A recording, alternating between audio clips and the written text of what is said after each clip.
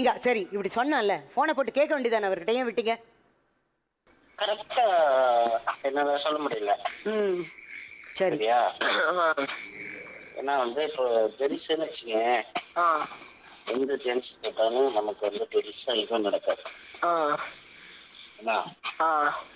ஆனா நீ எனக்கு பக்கத்துல வந்து தொட்டாருங்க சார். நீ சொல்லுங்க. பக்கத்துல வந்து தொட்டோன்னு உடம்புலாம் எனக்கு அந்த மாதிரி ஒரு இதாயிடுச்சு. நான் தொட்டோன்னு? ஆமா. அந்த மாதிரி ஆயிடுச்சு.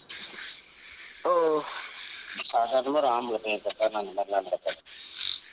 எவ்வளவு பேர் நம்ம பழகுறோம்ல, நம்ம ஒன்னா டச் பண்ணாலும் இது பண்ணாலும் ஒன்றும் நடக்காது. நல்லா அந்த மாதிரிலாம் வராது. ஆனா உனக்கு வந்து ரொம்பவும் இதாயிடுச்சு. அதனால மேக்சிமம் வந்து பார்க்கலாம். இன்னொரு டைம் நீ வா.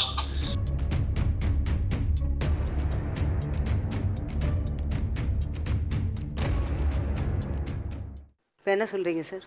இல்லை ஆக்சுவலி அவனை வந்து அவன் கவுன்சிலிங் டெஸ்ட் அவன் வந்து ஆண்மையாக இருக்கானா அப்படின்றத. ஏன்னா நிறைய டைம் அவன் கேட்டிருக்கான். அவங்க அப்பா வந்து என்ன வந்து இவ்வளவு அசிங்கமா இருக்குது. என்னங்க பேசுறீங்க? கவுன்சிலிங் நீங்க யாருங்க கவுன்சிலரா? நீங்க வீட்டை விட்டு கூட கவுன்சிலரா? நீங்க? ஆமாங்க, நான் ஒரு கவுன்சிலர். போங்க சார்.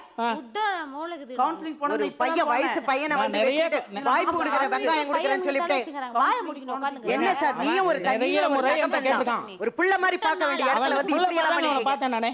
போங்க சார். நிறைய முறை ரூல்ஸ் இருக்கு. ஏமா நீ கம்முனேமா. நீ வந்து சப்போர்ட் பண்ணாம நீங்க ரெண்டு பேரும் விட்டு கொடுத்தல இவ்வளவு தூரம் வந்து. ஏங்க அவனுக்கே தெரியுங்க. அவன் மனசாட்சிக்கு அவனுக்கு தெரியும். அவன் எவ்வளவு கம்ப்ளைண்ட் பண்ணிருக்கான், என்கிட்ட எவ்வளவு அழுதுருக்கான். எந்த ஒரு பிரச்சனைனாலும் அவன் என்கிட்ட தான் சொல்லுவான். தெரியுமா உங்களுக்கு? எங்க அப்பா என்னை வெறுத்துட்டாரு, எங்க அப்பாவுக்கு எனக்கு வந்து சண்டை. சும்மா இருங்க, அப்படியெல்லாம் கிடையாதுங்க. அவனை வந்து அவன் தான் கேட்டுட்டு இருந்தான். நான் வந்து ஆண்மையா இருக்கணும், பெண்மையா இருக்கணும், ஆண்மையா இருக்கணும், பெண்மையா இருக்கணும். நீங்க பேசுங்க சார்.